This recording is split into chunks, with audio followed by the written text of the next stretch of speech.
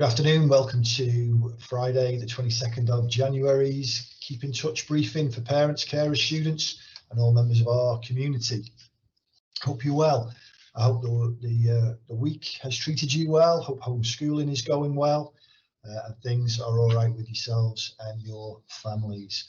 Okay, I've got a few things just to briefly keep you in the picture about this afternoon. So I'm just going to share my screen and walk through a few key points that I'd like everybody to have an overview awareness of. So we're going to talk about, I need to just update you on a few things around the lateral flow testing that's happening on site.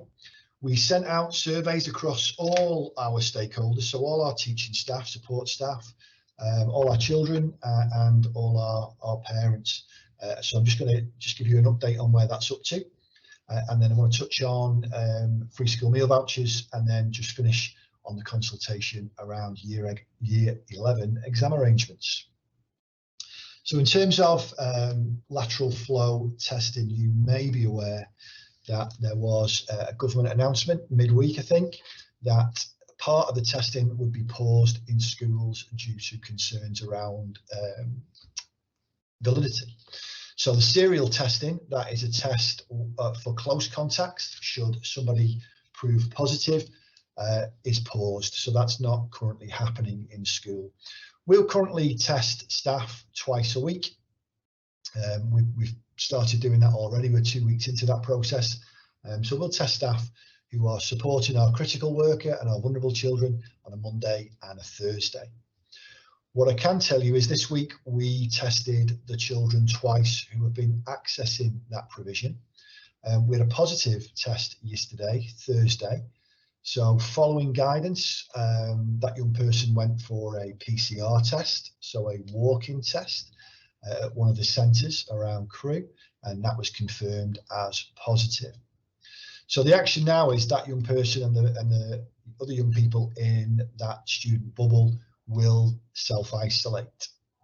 So no serial testing, it will still be self-isolation if a PCR test confirms a lateral flow test is positive. So that's where we're up to on LFD testing. It is effectively just staff testing twice a week.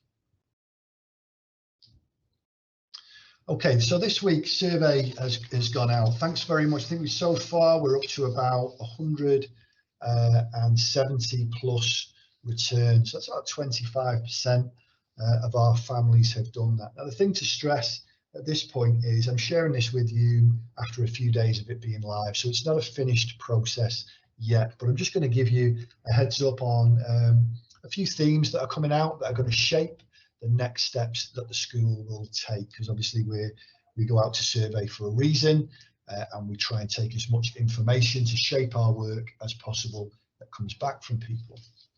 So it's still live. So this is a snapshot, really, just a couple of slides. And you can, I suppose, if you've taken part in that survey, you can reference your responses against the responses that we have and we can see. And if you've not yet taken part in that survey, then it'd be great if you could. So just the way we would view slides, presentation wise, as a senior leadership team, just a quick view there of some of our parent survey questions and the responses that we've had back in so far. So again, I'm not going to spend too long on it. It's just to give you reassurance that we're fully engaged with the feedback you've given us, and it's a useful reference point. So as a snapshot view, most young people have somewhere quiet to work. We certainly advocate that where it's possible. The majority of children are accessing the majority of live lessons. Up 70% are rating the experience as excellent or good. It appears that most young people are accessing their lessons on a laptop or an iPad, tablet, phone, and most people, again, some interruption to broadband, but over 50% saying that it's not impacted on them. So that just gives us a picture of what it looks like from your side, and obviously we drill further into that. Now, we also, this was the question that we finished on for our students, really, and it's just quite a useful reference point for parents when we're looking across the full school population. It speaks for itself. the majority, this is from year 7, 8, 9 and 10, so the majority of young people are engaging in all their lessons every day. So, you know, you'll be familiar if you've seen the live learn event offer, that it is a 5-hour offer, but we try to chunk that up teacher by teacher to make those hours manageable. But what we know behind the scenes so far in terms of progress would be that the children who are engaged fully and are engaging every day are the ones where teacher feedback is telling me and my senior colleagues that they're making the most progress. And I guess there's no mystery in that, really. If they're engaged and they stick with it, they will find a return to school easier and a reconnection in the physical classroom easier. So have a look at that, think about it, discuss it with your child. When we've completed the survey, we will do a full summary for parents and students. But the next slide, I suppose, is the most important one, because given the information, what do we do with it? I prefaced it with that the survey is still open, so it's not yet complete in terms of full number of responses, but these are the key sort of themes and next steps that we are drawing from it. The next phase for us from a teaching point of view and a curriculum point of view is that you can expect assessment to become a little more structured and formal, so that we can solidly reference it against our curriculum plans. You know, that does simultaneous things. It fundamentally informs teaching, and it allows us to see where the gaps are and then build strategies for how we're going to catch up learning gaps that an individual or a group may have. There's clearly a strong need to introduce more face-to-face teaching and face-to-face events. Now, we've started trialing this week. We expect to roll that out over the next 2 weeks, so that groups across the year groups, starting with year 11 and year 10, will have more face-to-face, so they can see their teachers and see their peers. It may appear very straightforward, but the model we've chosen and the quality control around that model means that we will roll that out rather than just make it immediately available.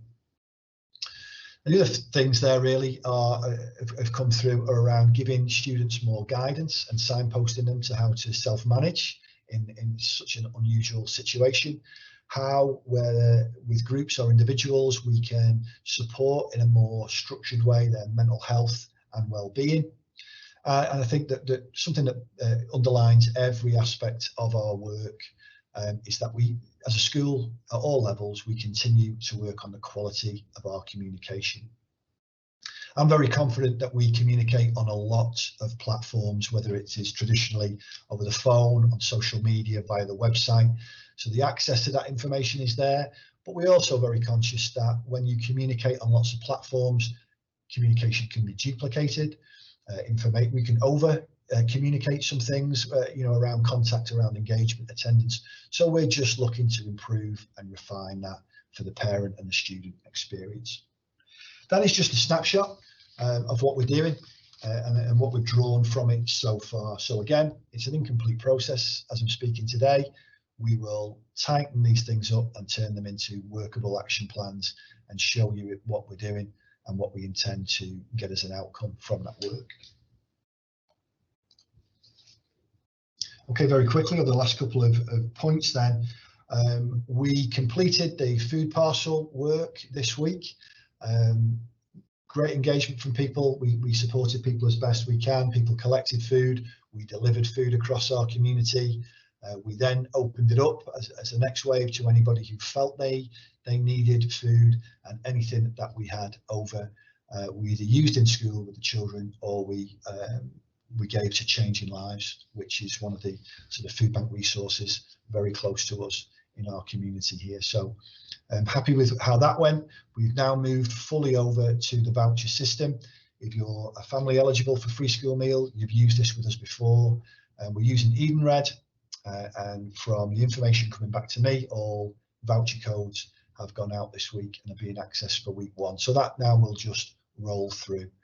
Any questions, any support required around that, don't hesitate to contact the school. And last point today is on the Year 11 exam situation. So the government opened a consultation window for feedback from people. I've advocated to the staff to engage with that.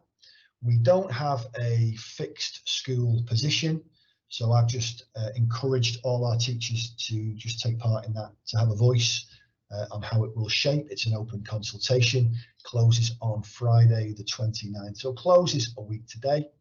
You'll find it on the Ofqual website, and it's about 10 to 15 minutes to complete that. So I think it's worth doing if you have the opportunity to contribute to what happens in the system. Certainly with such unusual times as these, I'd advocate that you do that.